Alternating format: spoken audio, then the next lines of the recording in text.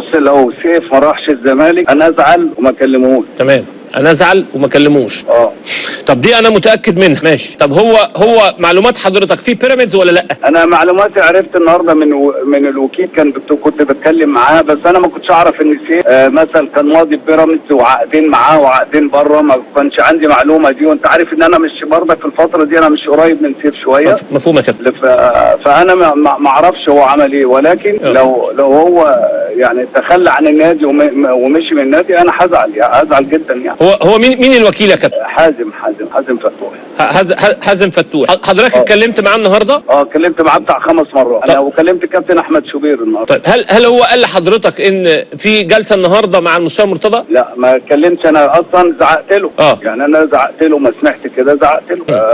وبعدين ما كلمتوش بقى تاني. يعني ما ينفعش ان انا اكلمه ان هو يعني هو حتى لو مش ذنبه، يعني الحاجه اللي اتعملت دي ما هترضيني. حتى لو سيف يعني حس ان هو مثلا مظلوم، حس ان هو مش واخد حقه، حسن بيضغط عليه ولا حاجه، لكن انا في النهايه برضك مش بتاجر. انا اصلا النادي ده سيبك بقى ان احنا نقول الشعارات والكلام ده كله، لا انا النادي ده نادي، يعني احنا ولاد النادي يا باشا. ايه احنا ولاد النادي؟ انتوا ولاد نادي برمنجهام يا عم، ده الزمالك وتحوكة القرن. ني على الهادي يا زبادي. اللي تم اعلانه في قناه الزمالك كانوا في اتفاق. سيف احنا خلصنا معاه كل حاجه، بكره هيجيب والدته يتصور ويمضي بس العقود وخلاص الموضوع خلص.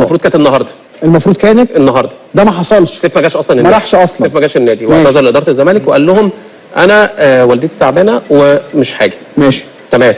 طب بعد كده مفيش سيف. مفيش سيف. طب يا جماعه يعني عايز تقول ان اداره الزمالك اتفاجئت ان هو موقع، ولا هو قال لهم في اخر القعده وهو ماشي؟ خلاص هو بعد ما في الاخر خالص بعد ما الزمالك اتفق معاه وبعد ما خلص معاه كل حاجه وتم ابلاغه ان هيتم تجهيز مقدم العقد. تمام. هو فوجئ ان هو قال لهم لا انا خلاص انا ماضي في بيراميدز. طب بس في نقطه. قال ان انا معايا نسخه من العقود، فاذا العقود لغت. انا معايا نسخه من العقود، هم في 4 عقود بيتم توقيع 4 عقود، انا معايا نسخه منهم. تمام. ده على حسب كلامه لاداره الزمالك. وقال لهم ان انا برضه انا عارف علاقتكم كويسه ببيراميدز، فالموضوع ممكن يتحل بشكل. ده في اخر القعده؟ في اخر القعده الاخيره. مش في اولها لما تم الاتفاق وخلصوا. لا في اخر القعده. في اخر القعده. تمام. فبناء عليه تم ايه؟ اداره الزمالك قالت له خلاص يبقى انت كده هتكمل اتفاقك، والزمالك حتى هذه اللحظه مستني سيف انه يكمل اتفاقه وانه يوقع مع الزمالك، وبناء عليه بعد كده هم قالوا له الموضوع ممكن يتحل. وقع الزمالك ازاي يبقى موقع الاثنين؟ هو كده مش غلط ولا انا غلط؟ طبعا هو اللي هيتقال ان الزمالك هيقدر بعلاقته ببيراميدز ان هو يحل الموضوع. تمام. المعلومه اللي عندي سيف مش رايح النادي بكره، ولا هيروح النادي بكره ولا بعد بكره ولا بعد الراجل جاله طموح وكل عام وانتم بخير. هيروح مع كابتن رمضان ياكلوا بطاطس. البطاطس حلوه خالص.